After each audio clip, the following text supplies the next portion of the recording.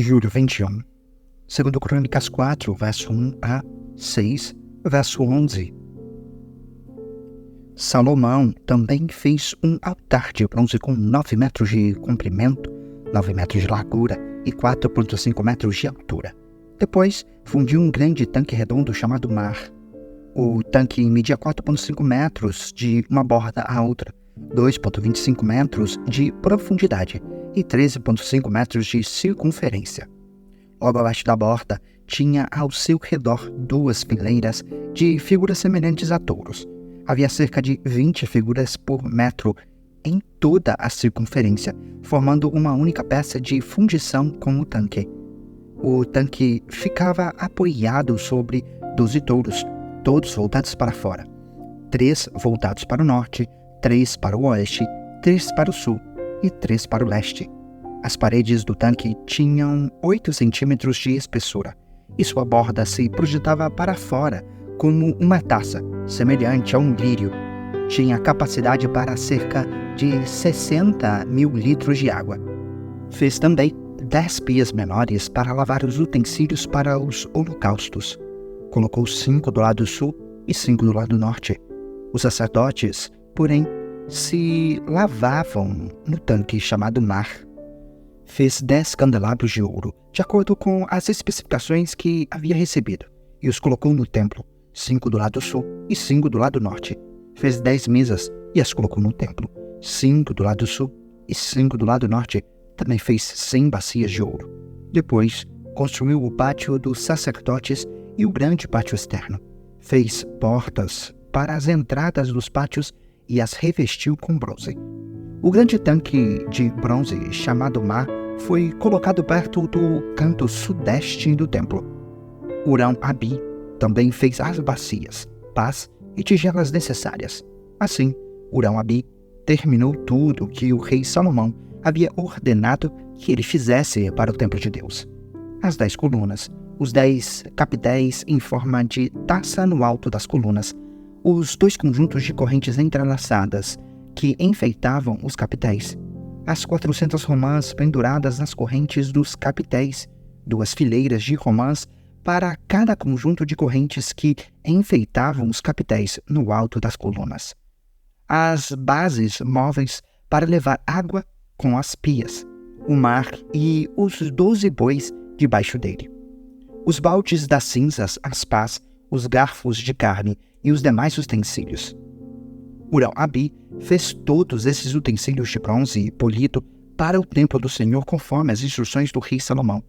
O rei ordenou que fossem fundidos em moldes de barro no vale do Jordão, entre Sucote e Zaretã.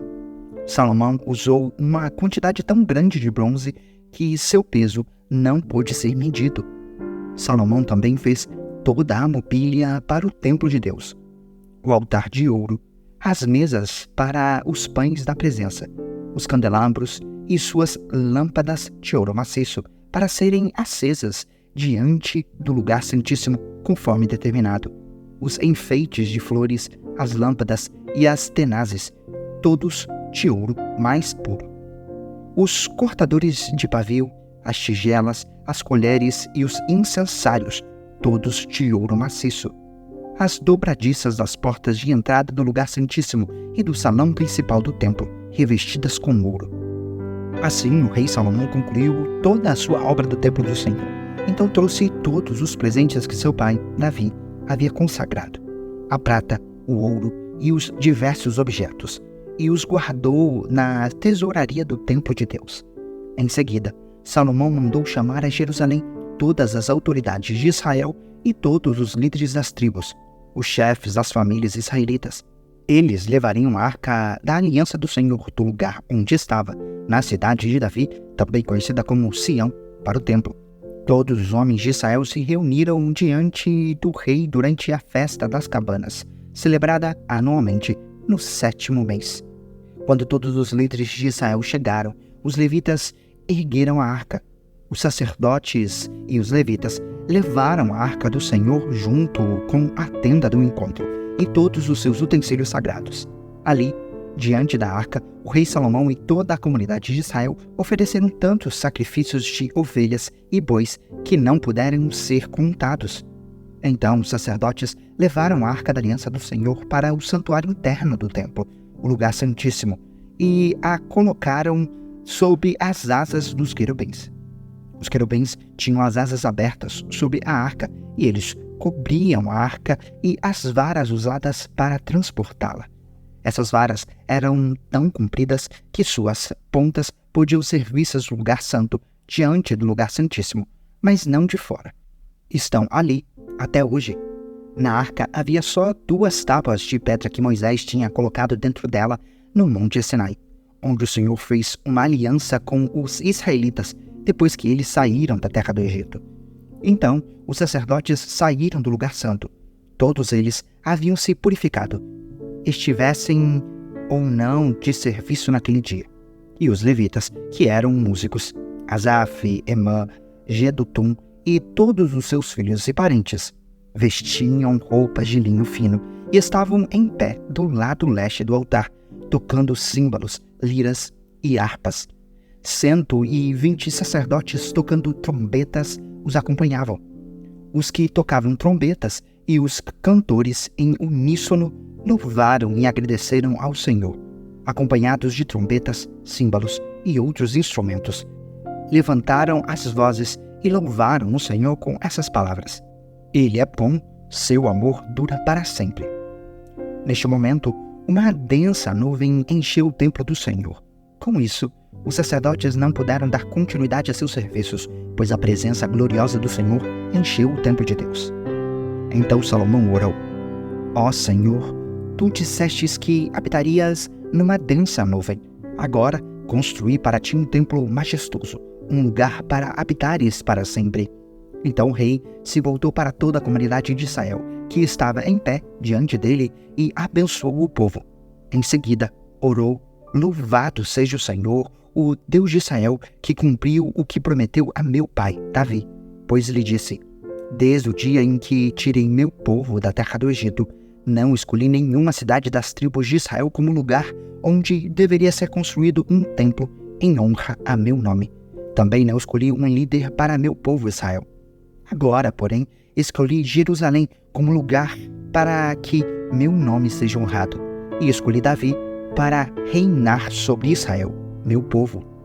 Salomão disse: Meu pai, Davi, queria construir este templo em honra ao nome do Senhor, o Deus de Israel. Mas o Senhor lhe disse: Sua intenção de construir um templo em honra a meu nome é boa, mas essa tarefa não caberá a você. Um de seus filhos construirá o templo em honra a meu nome. O Senhor cumpriu sua promessa, pois eu sou o sucessor de meu pai Davi, e agora ocupo o trono de Israel como o Senhor havia prometido. Construí esse templo em honra ao nome do Senhor, o Deus de Israel, e coloquei nele a arca que contém a aliança que o Senhor fez com os israelitas. Romanos 7, versos 1 a 13. Agora, irmãos, vocês que conhecem a lei, não sabem que ela se aplica apenas enquanto a pessoa vive? Por exemplo, quando uma mulher se casa, a lei a une a seu marido enquanto ele estiver vivo. No entanto, se ele morrer, as leis do casamento já não se aplicarão à mulher. Portanto, enquanto o marido estiver vivo, se ela se casar com outro homem, cometerá adultério. Mas se o marido morrer, ela ficará livre dessa lei e não cometerá adultério ao se casar novamente. Assim, meus irmãos, vocês morreram para o poder da lei quando morreram com Cristo, e agora estão unidos com aquele que foi ressuscitado dos mortos. Como resultado, podemos produzir uma colheita de boas obras para Deus, quando éramos controlados pela natureza humana. Desejos pecaminosos atuavam dentro de nós, e a lei despertava esses desejos maus, que produziam uma colheita de obras pecaminosas, cujo resultado era a morte. Agora, porém, fomos libertos da lei, pois morremos para ela, e já não estamos presos a seu poder. Podemos servir a Deus não de maneira antiga, obedecendo a letra da lei, mas da maneira nova, vivendo no Espírito. Por acaso estou dizendo que a lei de Deus é pecaminosa? Claro que não. Na verdade, foi a lei que me mostrou o meu pecado. Eu jamais saberia que cobiçar é errado se a lei não dissesse, não cobisse. Mas o pecado usou este mandamento para despertar dentro de mim todo tipo de desejo cobiçoso. Se não houvesse lei, o pecado não teria esse poder. Houve um tempo em que eu vivia sem a lei. No entanto, quando tomei conhecimento do mandamento, o pecado ganhou vida, e eu morri. Assim, descobri que os mandamentos da lei, que deveriam trazer vida, trouxeram, em vez disso, morte. O pecado se aproveitou desse mandamento e me enganou, e fez uso deles para me matar.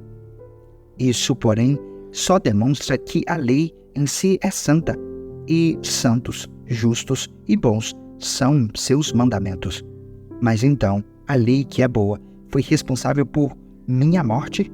Claro que não. O pecado usou o que era bom para me condenar à morte. Vemos, com isso, como o pecado é terrível, usando os bons mandamentos de Deus para seus próprios fins perversos. Salmos 17, versos 1 a 15. Oração de Davi. Ouve, Senhor, minha súplica por justiça, atende o meu clamor por socorro, escuta minha oração, pois ela vem de lábios sinceros. Declara-me inocente, pois teus olhos veem com imparcialidade. Tu puseste à prova meus mandamentos durante a noite, examinaste meu coração.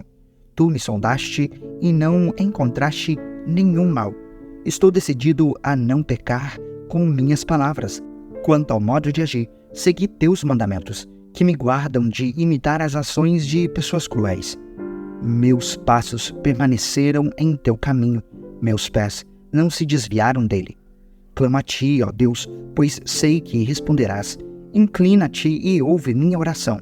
Mostra-me as maravilhas do teu amor. Com teu poder, tu livras os que buscam em ti refúgio dos inimigos. Protege-me com a menina de teus olhos. Esconde-me à sombra de tuas asas. Guarda-me dos perversos que me atacam, dos inimigos mortais que me cercam. Eles não têm compaixão. Ouve como contam vantagem. Seguem meus passos e me rodeiam, prontos para me derrubar.